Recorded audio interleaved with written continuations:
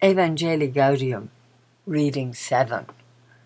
This is Chapter 4, Section 3, Unity over Conflict, and paragraph 226. Conflict cannot be ignored or concealed. It has to be faced. But if we remain trapped in conflict, we lose our perspective.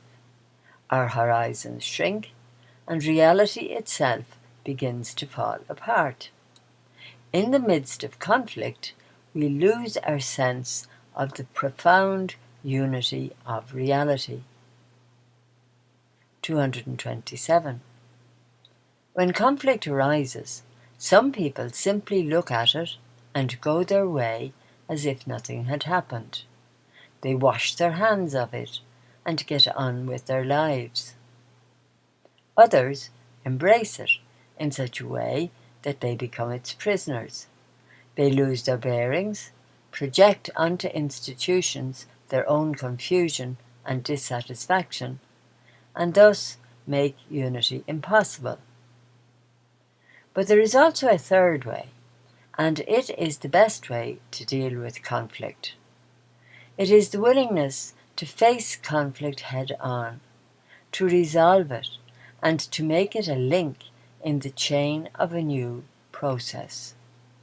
Blessed are the peacemakers. Matthew chapter 5, verse 9.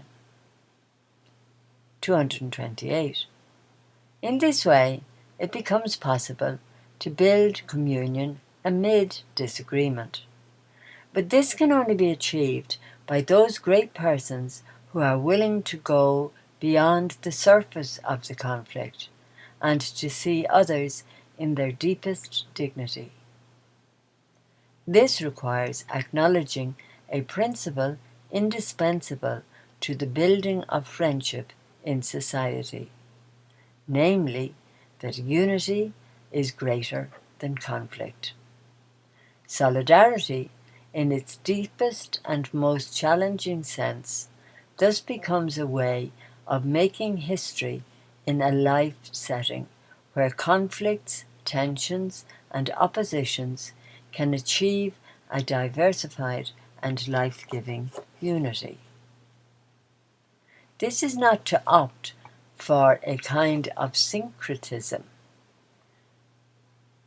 or for the absorption of one into the other, but rather for a resolution which takes place on a higher plane and preserves what is valid and useful on both sides. 229. This principle, drawn from the Gospel, reminds us that Christ has made all things one in himself: heaven and earth, God and man, time and eternity, flesh and spirit, person and society. The sign of this unity and reconciliation of all things in him is peace. Christ is our peace. Ephesians chapter 2, verse 14. The gospel message always begins with a greeting of peace, and peace at all times crowns and confirms the relations between the disciples. Peace is possible because the Lord has overcome the world and its constant conflict by making peace through the blood of his cross. Colossians chapter 1, verse 20. But if we look more closely at these biblical texts, we find that the locus of this reconciliation of differences is within ourselves, in our own lives, ever threatened as they are by fragmentation and breakdown. If hearts are shattered in thousands of pieces, it is not easy to create authentic peace in society. 230. The message of peace is not about a negotiated settlement, but rather the conviction that the unity brought by the Spirit can harmonize every diversity. It overcomes every conflict by creating a new and promising synthesis. Diversity is a beautiful thing when it can constantly enter into a process of reconciliation and seal a sort of cultural covenant, resulting in a reconciled diversity. As the bishops of the Congo have put it, our ethnic diversity is our wealth. It is only in unity, through conversion of hearts and reconciliation, that we will be able to help our country to develop on all levels.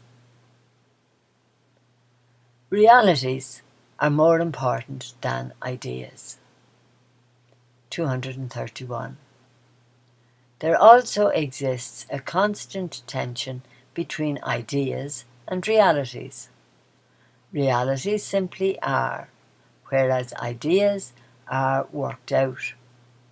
There has to be continuous dialogue between the two, lest ideas become detached from realities.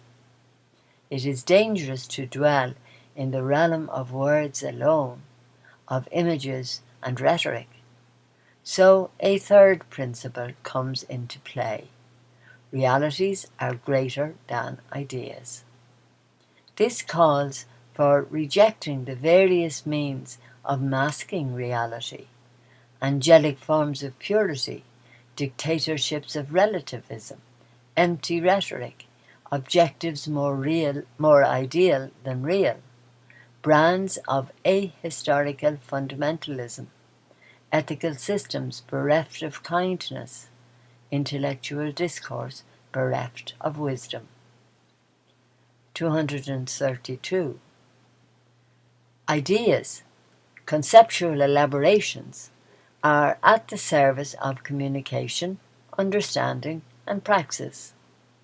Ideas disconnected from realities give rise to ineffectual forms of idealism and nominalism, capable at most of classifying and defining, but certainly not calling to action. What calls us to action are realities, illuminated by reason. Formal nominalism has to give way to harmonious objectivity. Otherwise, the truth is manipulated. Cosmetics take the place of real care of our bodies. We have politicians, and even religious leaders, who wonder why people do not understand and follow them, since their proposals are so clear and logical. Perhaps it is simply because they are stuck in the realm of pure ideas, and end up reducing politics or faith to rhetoric. Others have left simplicity behind and have imported a rationality foreign to most people. 233. Realities are greater than ideas. This principle has to do with incarnation of the Word and its being put into practice. By this you know the Spirit of God. Every spirit that confesses that Jesus Christ is come in the flesh is from God. 1 John chapter 4, verse 2. The principle of reality, of a word already made flesh and constantly striving to take flesh anew, is essential to evangelization.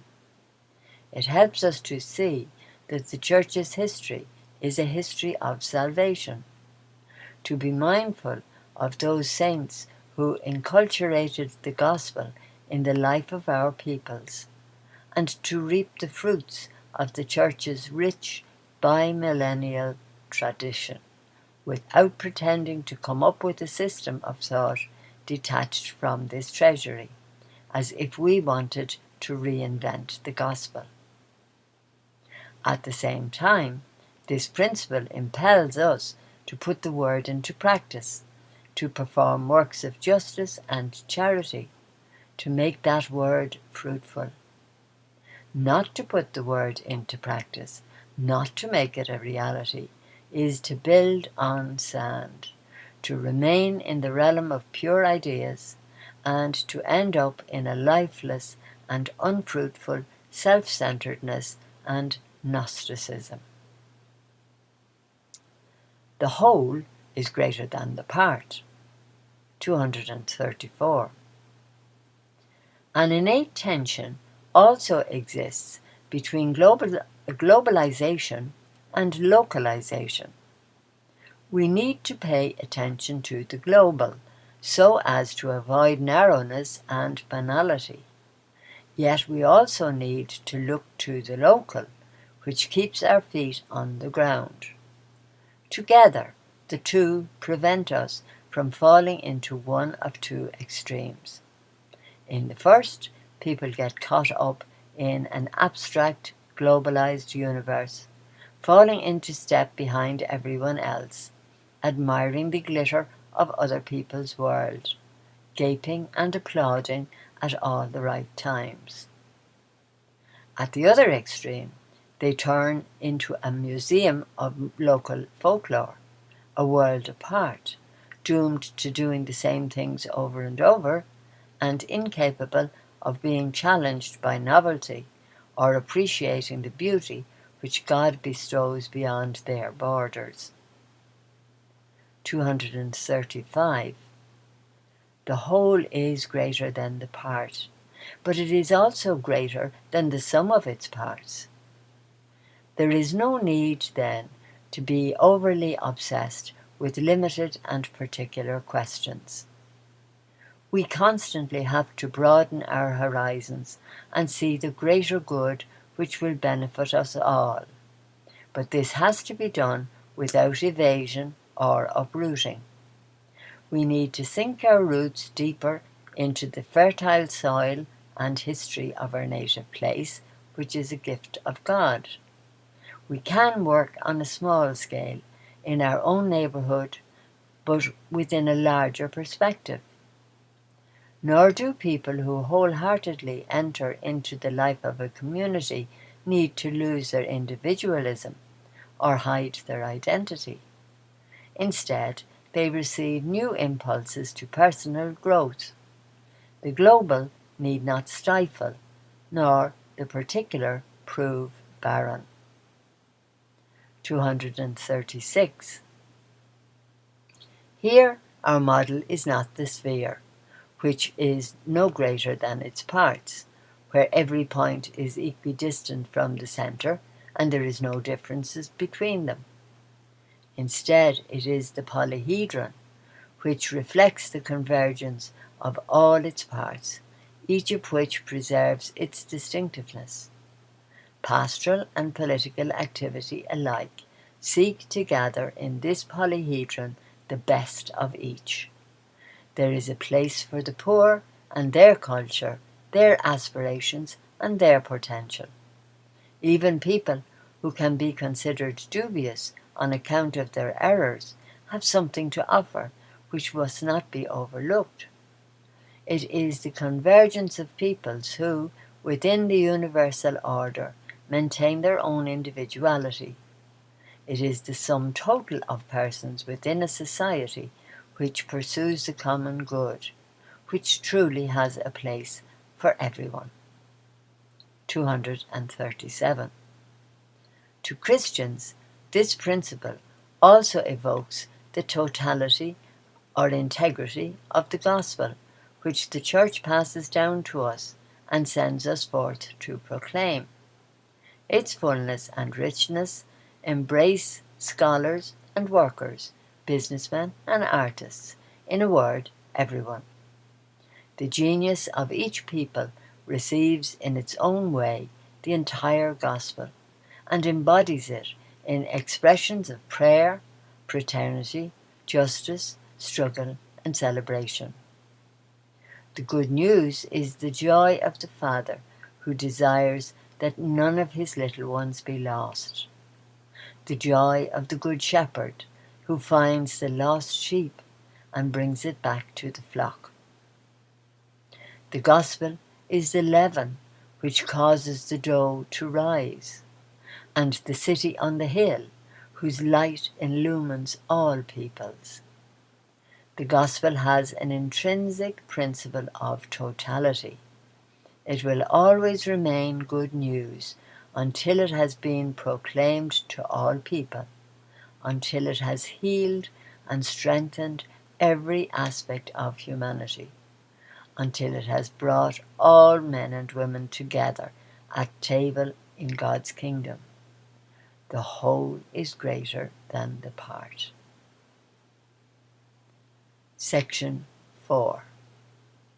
Social dialogue as a contribution to peace. 238. Evangelization also involves the path of dialogue.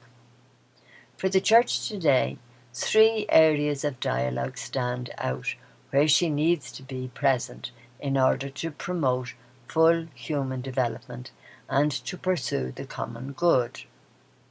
Dialogue with states, dialogue with society, including dialogue with cultures and the sciences, and dialogue with other believers who are not part of the Catholic Church.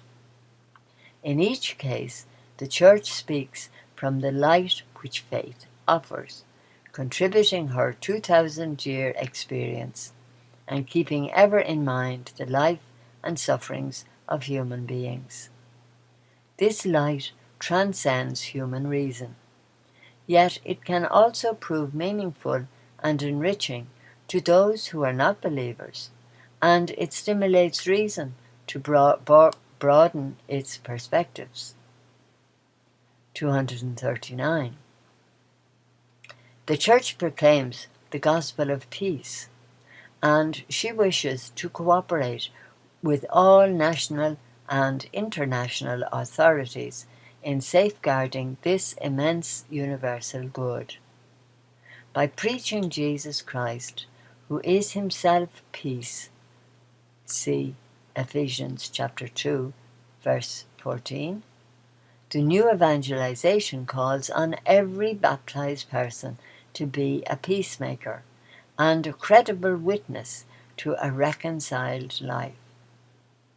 In a culture which privileges dialogue as a form of encounter, it is time to devise a means for building consensus and agreement, while seeking the goal of a just, responsive, and inclusive society. The principal author, the historic subject of this process, is the people as a whole and their culture, and not a single class, minority, group, or elite. We do not need plans drawn up by a few for the few, or an enlightened or outspoken minority which claims to speak for everyone. It is about agreeing to live together, a social and cultural pact. 240. It is the responsibility of the state to safeguard and promote the common good of society.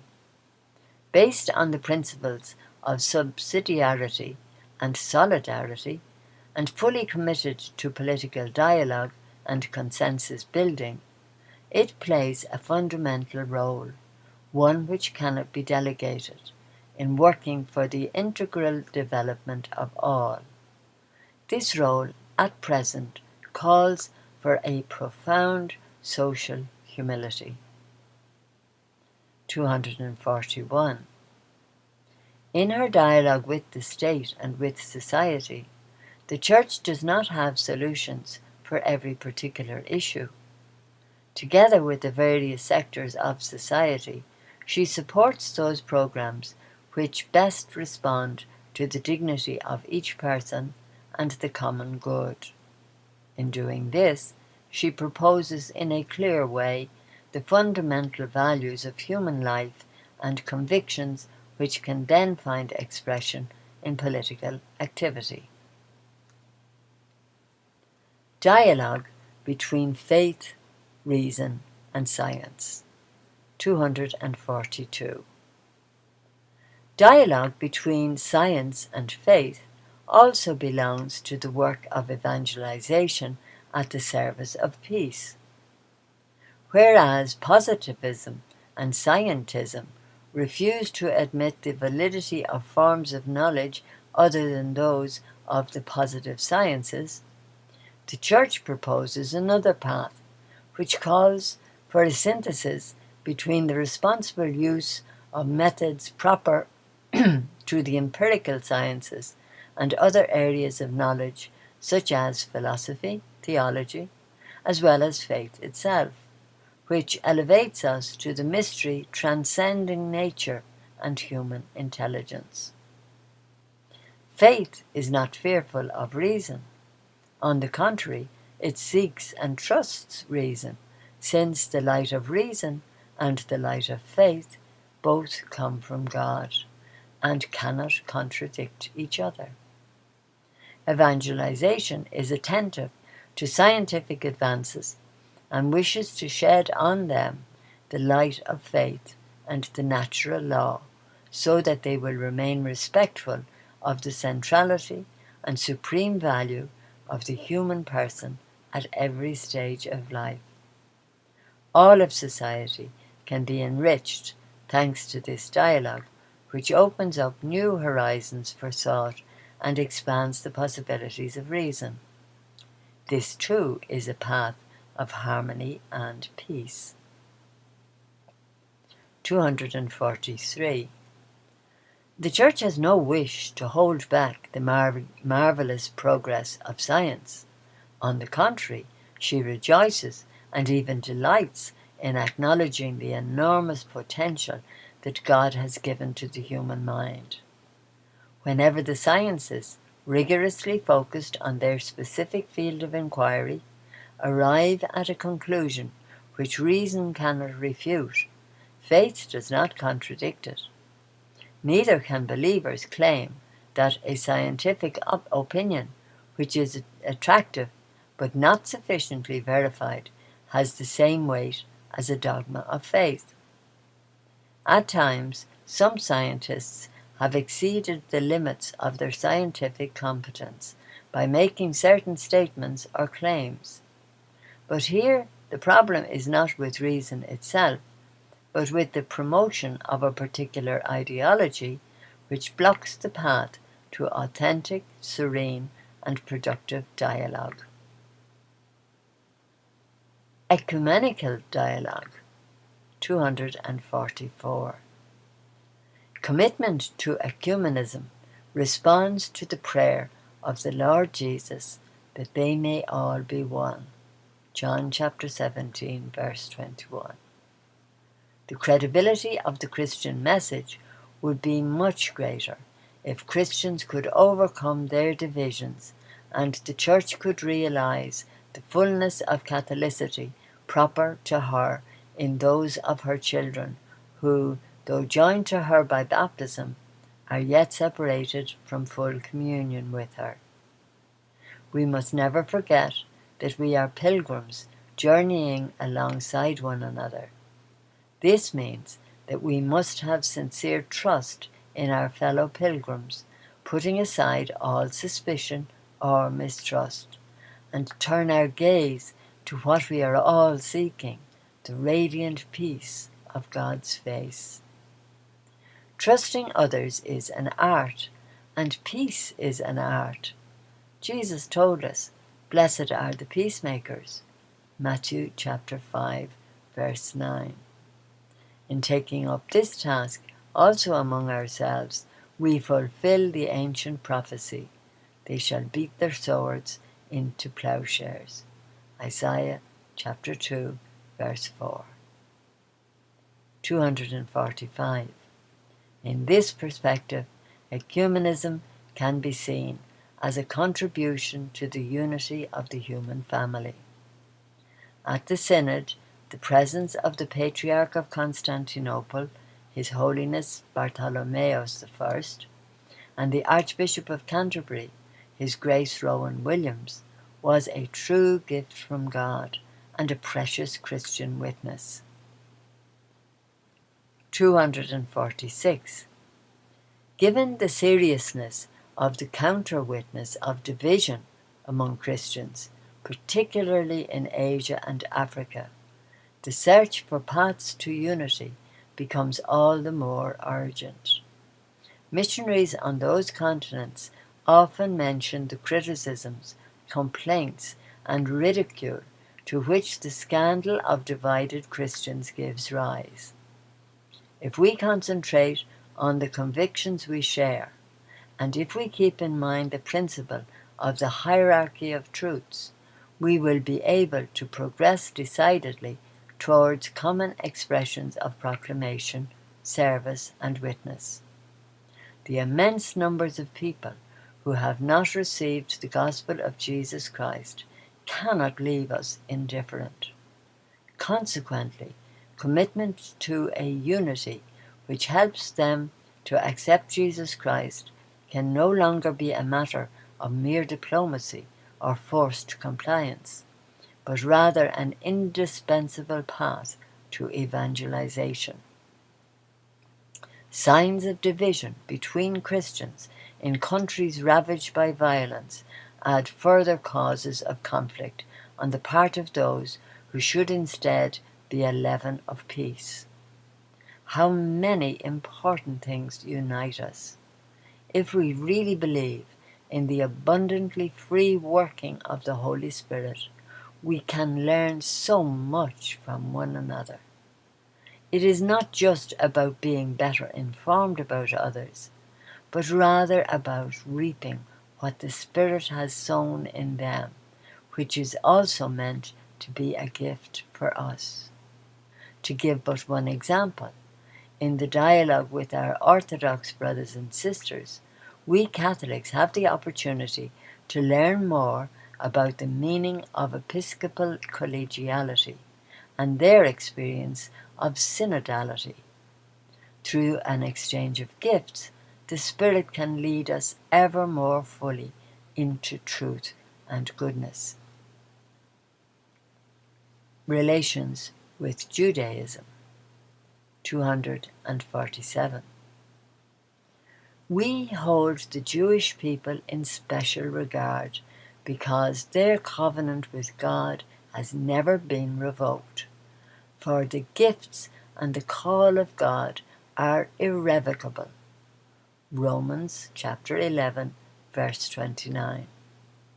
The Church, which shares with Jews an important part of the sacred scriptures, looks upon the people of the covenant and their faith as one of the sacred roots of her own Christian identity. See Romans 11, verses 16 to 18. As Christians, we cannot consider Judaism as a foreign religion, nor do we include the Jews among those called to turn from idols and to serve the true God. Thessalonians chapter 1, verse 9. With them, we believe in one God who acts in history, and with them we accept his revealed word. 248. Dialogue and friendship with the children of Israel are part of the life of Jesus' disciples. The friendship which has grown between us makes us bitterly and sincerely regret the terrible persecutions which they have endured and continue to endure, especially those which have involved Christians. 249. God continues to work among the people of the Old Covenant and to bring forth treasures of wisdom which flow from their encounter with His Word. For this reason, the Church is also enriched when she receives the values of Judaism. While it is true that certain Christian beliefs are unacceptable to Judaism, and that the Church cannot refrain from proclaiming Jesus as Lord and Messiah, there exists as well a rich complementarity which allows us to read the texts of the Hebrew Scriptures together and to help one another to mine the riches of God's Word. we can also share many ethical convictions and a common concern for justice and the development of peoples. Interreligious dialogue, 250. An attitude of openness in truth and in love must characterize the dialogue with the followers of non-Christian religions, in spite of various obstacles and difficulties, especially forms of fundamentalism on both sides. Interreligious dialogue is a necessary condition for peace in the world, and so it is a duty for Christians as well as other religious communities. This dialogue is, in first place, a conversation about human existence, or simply, as the bishops of India have put it, a matter of being open to them, sharing their joys and sorrows. In this way, we learn to accept others and their different ways of living, thinking, and speaking. We can then join one another in taking up the duty of serving justice and peace, which should become a basic principle of all our exchanges. A dialogue which seeks social peace and justice is in itself beyond all merely practical considerations, an ethical commitment which brings about a new social situation. Efforts made in dealing with a specific theme can become a process in which, by mutual listening, both parts can be purified and enriched. These efforts, therefore, can also express love for truth. 251. In this dialogue, ever friendly and sincere, attention must always be paid to the essential bond between dialogue and proclamation, which leads the Church to maintain and intensify her relationship with non-Christians. A facile syncretism would ultimately be a totalitarian gesture on the part of those who would ignore greater values of which they are not the masters. True openness involves remaining steadfast in one's deepest convictions, clear and joyful in one's own identity, while at the same time being open to understanding those of the other party, and knowing that dialogue can enrich each side. What is not helpful is a diplomatic openness which says yes to everything in order to avoid problems, for this would be a way of deceiving others and denying them the good which we have been given to share generously with others. Evangelization and interreligious dialogue, far from being opposed, mutually support and nourish one another. 252. Our relationship with the followers of Islam has taken on great importance, since they are now significantly present in many traditionally Christian countries, where they can freely worship and become fully a part of society. We must never forget that they profess to hold the faith of Abraham, and together with us they adore the one merciful God, who will judge humanity on the last day. The sacred writings of Islam have retained some Christian teachings. Jesus and Mary receive profound veneration, and it is admirable to see how Muslims, both young and old, men and women, make time for daily prayer and faithfully take part in religious services. Many of them also have a deep conviction that their life in its entirety is from God and for God. They also acknowledge the need to respond to God with an ethical commitment and with mercy towards those most in need. 253. In order to sustain dialogue with Islam, suitable training is essential for all involved, not only so that they can be solidly and joyfully grounded in their own identity, but so that they can also acknowledge the values of others, appreciate the concerns underlying their demands, and shed light on shared beliefs. We Christians should embrace with affection and respect Muslim immigrants to our countries in the same way that we hope and ask to be received and respected in countries of Islamic tradition. I ask and I humbly entreat those countries to grant Christians freedom to worship and to practice their faith in the light of the freedom which followers of Islam enjoy in Western countries. Faced with disconcerting episodes of violent fundamentalism, our respect for true followers of Islam should lead us to avoid hateful generalizations, for authentic Islam and the proper reading of the Quran are opposed to every form of violence. 254. Non-Christians, by God's gracious initiative, when they are faithful to their own consciences, can live justified by the grace of God, and thus be associated to the Paschal mystery of Jesus Christ. But due to the sacramental dimension of sanctifying grace, God's working in them tends to produce signs and rites, sacred expressions, which in turn bring others to a communitarian experience of journeying towards God.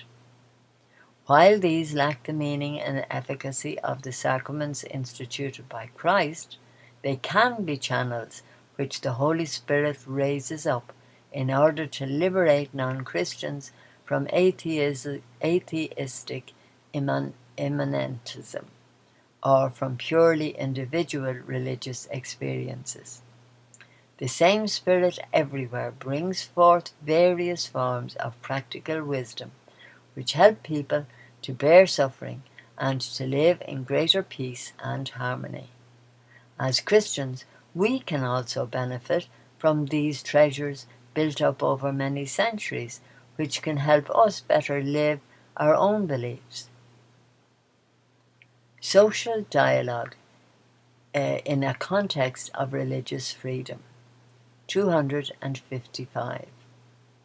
The Synod Fathers spoke of the importance of respect for religious freedom, viewed as a fundamental human right.